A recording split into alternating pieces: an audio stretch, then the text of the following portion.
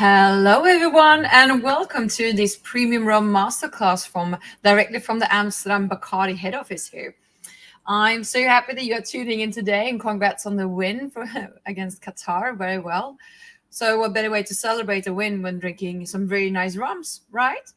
So, my name is Sarah Sodersten, and I'm the brand ambassador for Bacardi brands based here in the Netherlands.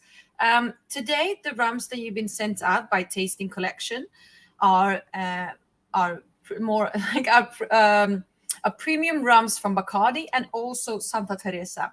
And I'm going to be talking a little bit of how you can kind of just, but this is basically to empower you to feel more inspired to sell more upsell, especially now in around Christmas time, where, for example, I find to be such a great time for gifting.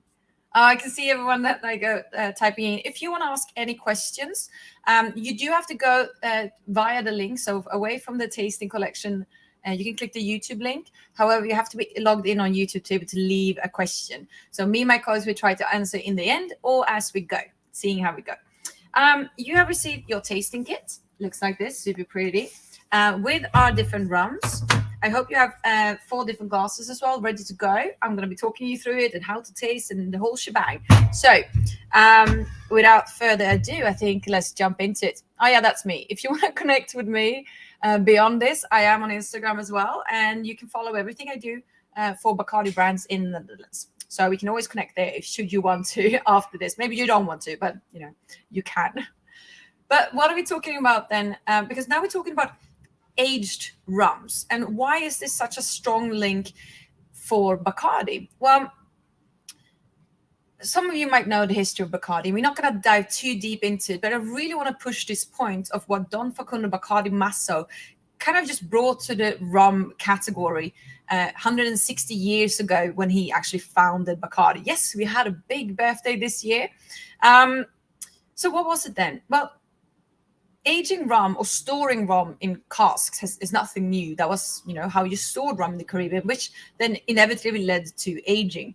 However, Don Facundo, who emigrated from Spain to Santiago de Cuba, he really brought with him the whole tradition of aging and more like elevating a spirit like brandy that was really traditional in Spain, and brought all that knowledge and applied it to the rum category. Because 160 years ago, the rum was not a refined spirit. It was not premium. It was maybe something you would drink more, maybe basically used to kind of get through life in the Caribbean, which was quite harsh at this point. And he basically just started the revolution of rum to become more beautiful, refined spirit. And this kind of purposeful aging was something that he really believed in and really kind of brought with the whole Bacardi essence. So, but before we jump into this, I always find this to be such a beautiful little, nice nugget of info. Should you be selling something in your store? It's just, I just think that everyone should know why we are called, the rum of the bat. As you can see on the slide, you see how the bat has evolved from the 1890s up until what it is today. But the reason why we're using the bat is not just because it's a cool symbol, it's actually because back in the days, Amalia, which was Don Facundo Bacardi Masso's wife, she kind of, paid attention that around the distillery, of course, you have molasses, which is super sweet. And around the distillery, they had a lot of fruit bats. And of course, fruit bats really like sugar.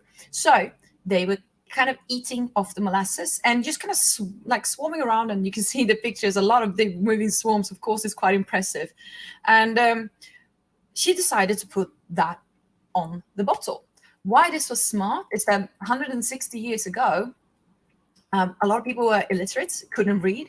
So, for example, to have a symbol, a pictogram that people can actually see, they can't read Bacardi, but they can recognize the bat on the bottle. That became like a really strong symbol for Bacardi.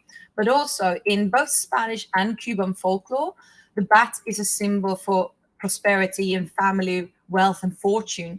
And this is something that just kind of really spoke to the Bacardi family, and hence why we're now putting it on basically anything. I mean, I have a big bat on my car, driving the Batmobile, as we like.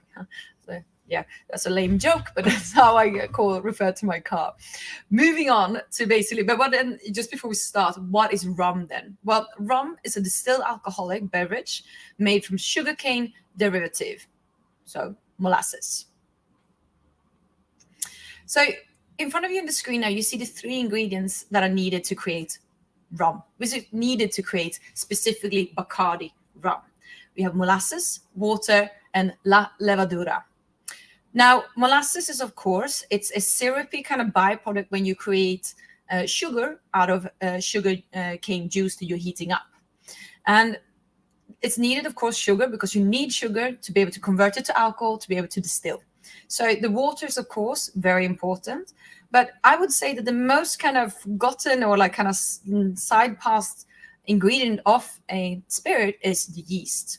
Because of course, if you don't control what yeast you use in your in the conversion of sugars to alcohols, of course you can do it wildly and freely. You know, that's still, it's a style, a type of rum you can do.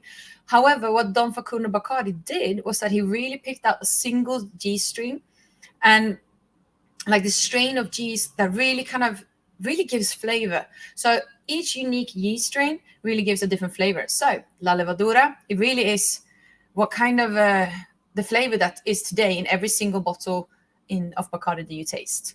But also, now that we know this, so this is the beginning part, but how do we then reach a aged rum? Well, time, obviously, but I will show you a little video of how the whole idea behind it. So I hope you're going to enjoy it.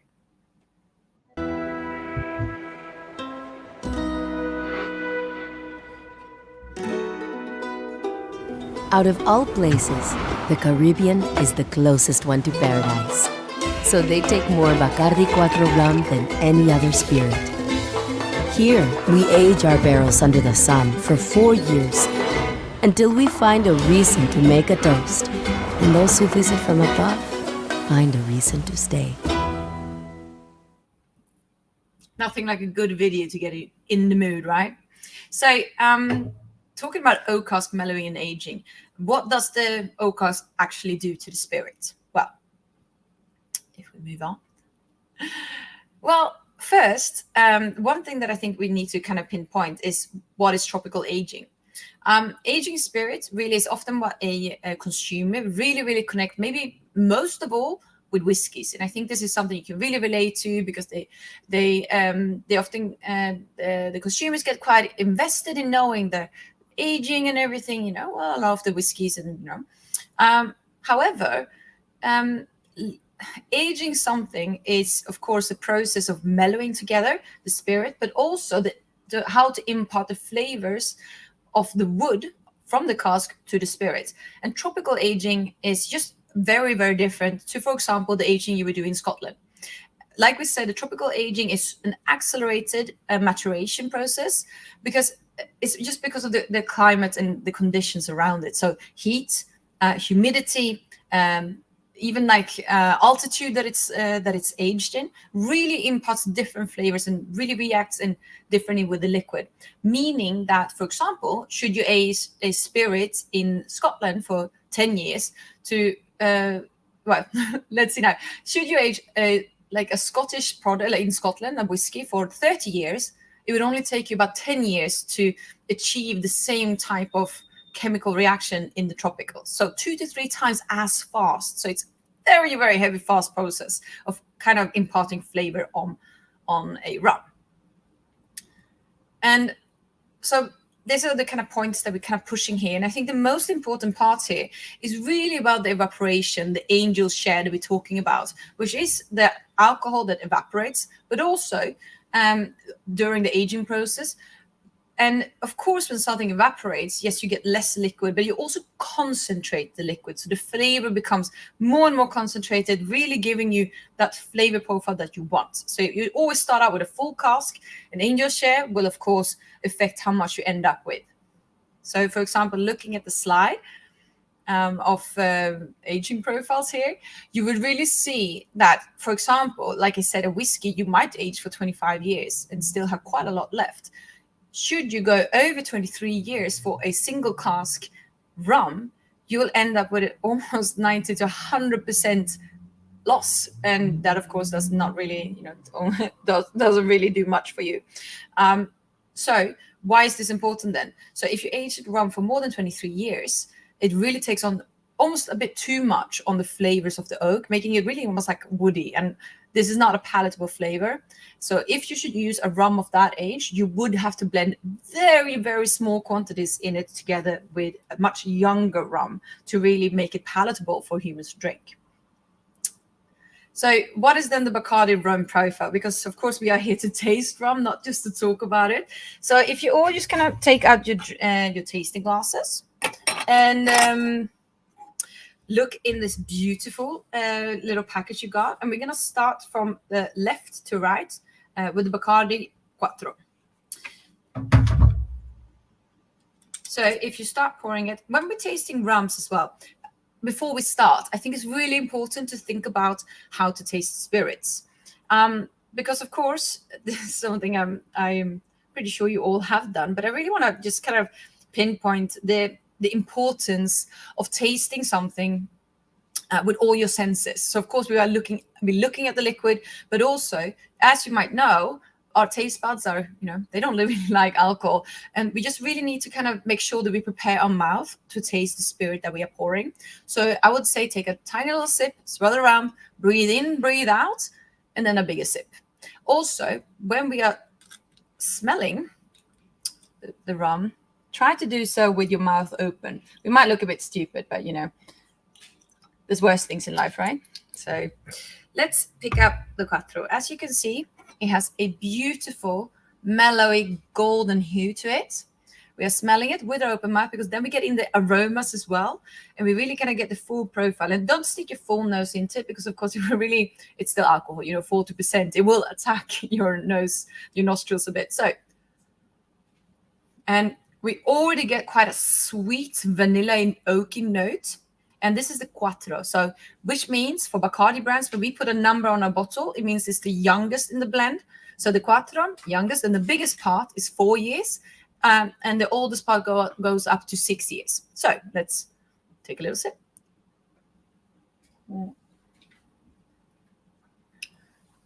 What I really like to talk about when we talk about the Quattro. So why should you convince someone to buy a Quattro? Well, if you want to drink a sipping rum, this is not the rum for you. However, if you have a consumer coming in, which is your Carta Blanca Baco drinker, you really have a golden opportunity to basically help them elevate either their Baco. I still really love how Netherlands have the Baco, the Bacardi Cola. The first time someone ordered that for me in a bar, I had no idea what was going on. Still one of my favorite facts about the Bacardi drinking culture in the Netherlands. So, for example, what I would say with this one, it's not a spiced rum because, of course, we have Bacardi Spice, which is much sweeter. The Quattro holds its own, and I would say the spiciness, and I'm not talking spicy as chili, I'm talking spice as in kruiden, and really the clove and honey comes through, making it more mellow, rounded, kind of Bacardi Cola. But actually, should you be looking for a rum to drink in a way where you could really kind of elevate a more cocktail kind of base, but it's still a refreshing long drink, I would say that Dark and Stormy would be a great choice. A Dark and Stormy is, of course, it's a ginger beer with lime and a aged rum. And I would say that this goes so well because ginger beer, of course, has the spiciness. That is spicy, though. We all know what it tastes like to biting up into a piece of ginger. Not very pleasant. Ginger beer with the sweetness and the kind of sharpness from the ginger really is balanced out with the Quattro because, of course, it is aged, but it has attitude as well. So that's why I think that you can really link it to the Carta Blanca kind of drink. I think that could work beautifully, especially if you want to make, let's say, you want to make a very nice pina colada, a Christmas pina colada, if you may. And moving on, I would say we're going to move on to the Ocho. So that's your second from the left. Already now. Oh, these vials are so pretty. And when you're looking at the color of the ocho, it really kind of deepens. And ocho, of course, 8 means it's the youngest one. So we are aging the ochos between 8 to 10 years. Biggest part being the ocho. So with the ocho, as you see, it has a more amber-like color, a bit more on the, I wouldn't say reddish hue, but it really has that kind of richer like color to it. And then smelling it, open your mouth. Here we go. Looking a bit stupid, but we're okay with that.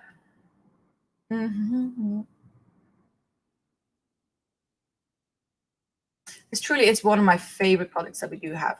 The Ocho, well, this is really a product I can talk a lot about. It is also one of the special rums from the Bacardi family that was kind of kept for being the Bacardi's own celebratory rum that we have released to the public, because why keep onto something so good?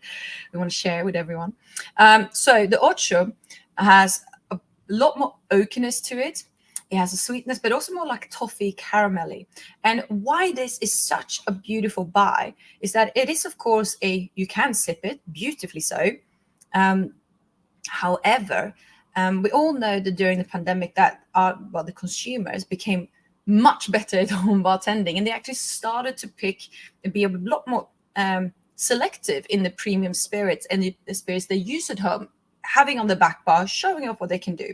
So I would say that one of the cocktails I get asked over and over again by consumers is really the old fashioned. So I always think that it's so nice to recruit drinkers from, for example, the whiskey category, the cognac category, into the rum category, beyond the Baco, Mojito. And so it's really kind of just hearing the spirit a bit. So, for example, an old fashioned, I think, is perfectly with this.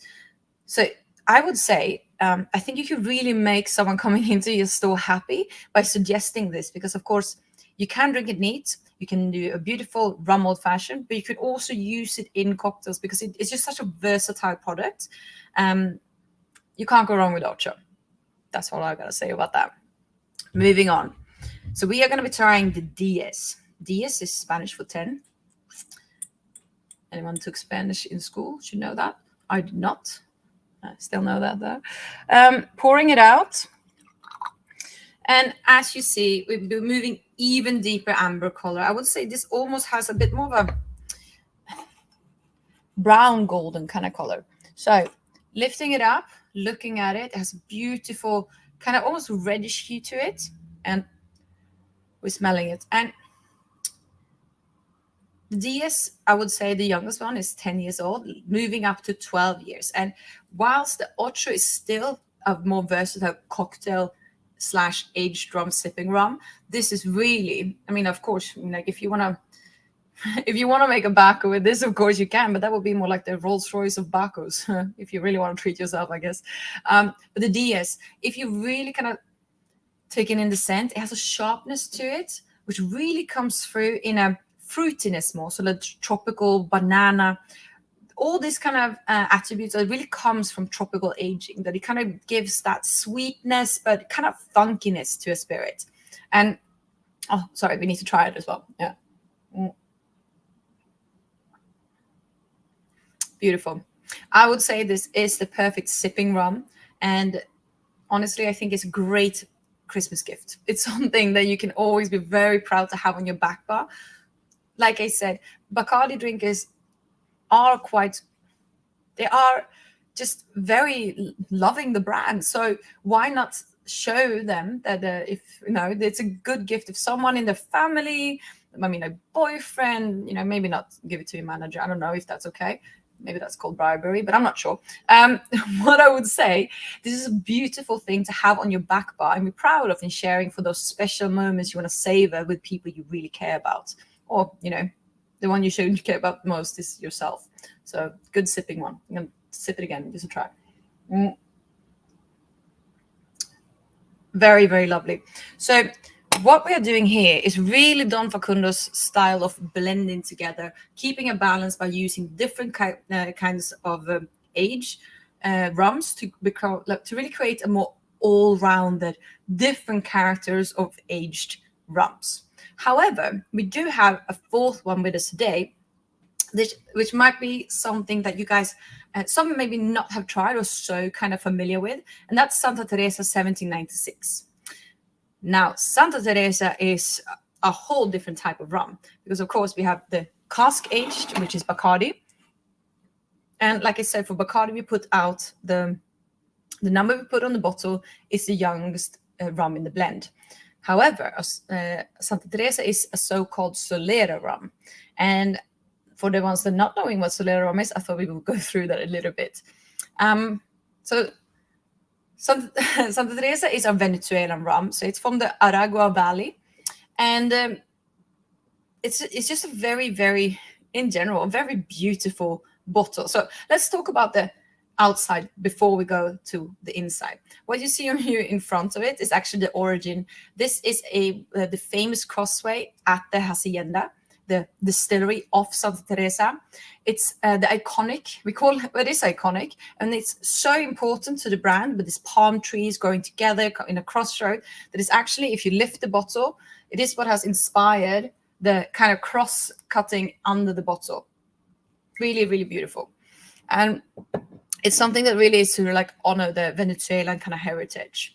And also, like, we're talking luxury products here. Every bottle is hand dipped and prepared, and the wax seal as well, as you see there, is put on, and it's just a beautiful product, and something that, for example, we're talking gifting again because it's Christmas, and who doesn't love a good holiday gifting session? I would really say that the Santa Teresa, you would make anyone happy. You would make me very happy if someone would give me a Santa Teresa bottle for Christmas.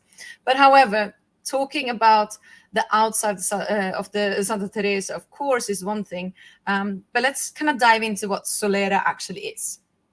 So a Solera rum, instead of having a single cask and then blend it together, for Santa Teresa, our Solera rum, we actually blend 3 different types of rums together before we start aging them. And how we age it is actually quite different.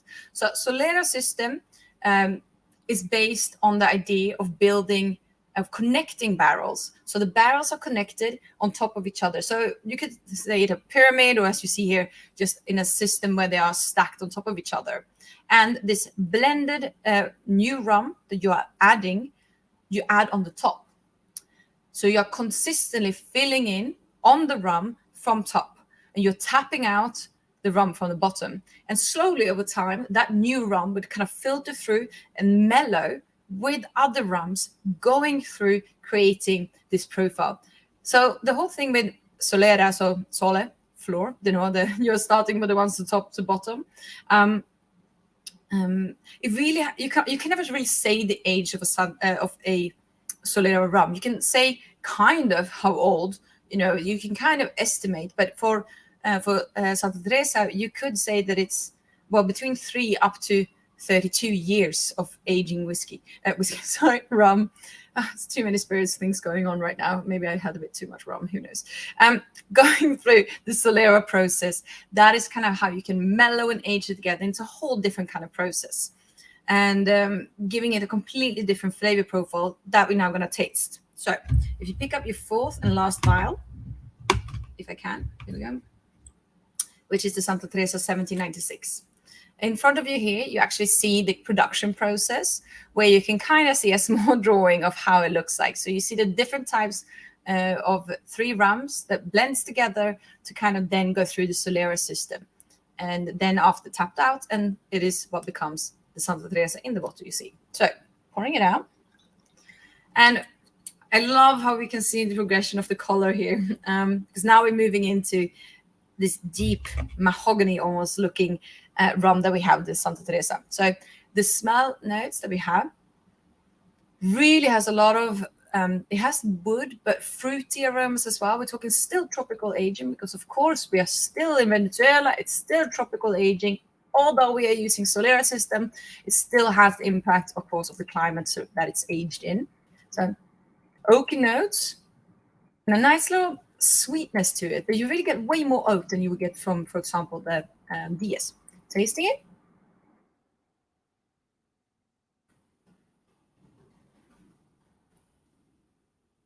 We have a really nice kind of palated. Here we have the honey, we have some nuts and prunes, but you also feel the dryness of dark chocolate, a bit of leather, tobacco, and spices like cinnamon. So, for example, if the Bacardi Quattro really had the cloves and honey, this is more like a cinnamon, tobacco, leather type of rum, and making it instantly a perfect after dinner sipping kind of next to your coffee type of rum, or just indulging in front of a fireplace. But I would also, which I've seen many partners of ours in the on trade, actually creating a lot of beautiful cocktail, not this cocktail, but dessert serves, including this rum, because it has that sweetness and carries a lot of flavor. You can really just tie it together, making a beautiful. Actually, I had a pretty banging sticky toffee pudding with this. So I would anything around Christmas includes rum in cooking. I applaud, especially the dessert one. So the Santa Teresa, I would say, is not only a beautiful rum to gift because of the very, very pretty bottle, but also for the liquid that goes into it. So I would say this is really a rum you can sell to your consumer coming in, wanting a rum to really kind of drink on the side to savor the moment. That is truly what I think this is all about. Like I said, treat yourself a little bit. I hope you enjoyed. So I've seen that we have some questions coming in, and I think that we have a great team here. They're answering away. I'm just going to continue drinking a little bit of rum. A few things that you could talk about all these aged rums is also what versus cocktails versus sipping. In the end of the day, what it all comes down to is what your consumer wants to use the spirit for themselves. We can only recommend, and this is suggestions that I would give. But in the end, it kind of just matters that everyone is happy with what they bought. So I feel, and I really, really hope that this masterclass today have kind of empowered you a bit more to sell in our more premium rums, and that you enjoyed drinking these premium rums and listening to me rambling on and talking about rum. And I would like to say cheers to you all. And well, yeah, thank you so much. And thank you to Tasting Collective. And yeah, I wish you all a lovely Tuesday evening and a very, very nice holiday time now coming up towards Christmas. So cheers.